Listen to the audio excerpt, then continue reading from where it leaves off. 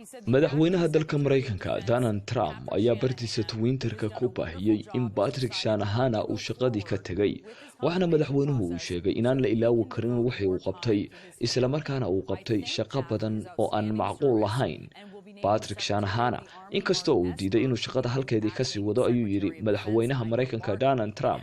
haddana waxa Mr. Donald Trump uu isla bartiisa Twitterka ku magacaabay mid kale oo la yiraahdo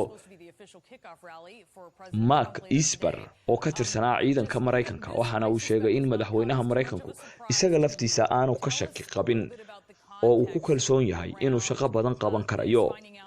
Isasilaada ama shaqo ka tagista Patrick Shanahan xogayaha arrimaha difaaca ee dalka Mareykanka ayaa ku soo aadaysa xilli mashaqaaqo ay ka taagan tahay bariga dhexe waxaana warbaahinta dalka Mareykanku ay aad u hadal haysaa arrintan inkastoo ay warbaahintu siyaabo kala duwan u falanqeynayaan haddana Patrick Shanahan waa nin mas'uul ah oo u soo shaqeeyay Mareykanka waxaana uu qabtay shaqooyin kala duwan oo uu wadanka Mareykanka u soo qabtay sida uu bartiisa Twitterka ku cadeeyay madaxweyne Donald Trump isla markaana uu qabtay shaqooyin badan oo muhiim ah sida ka muuqata qoraalka madaxweynaha Donald Trump uu bartiisa Twitterka ku soo qoray ee ah inuu la dhacsan yahay shaqadiisii.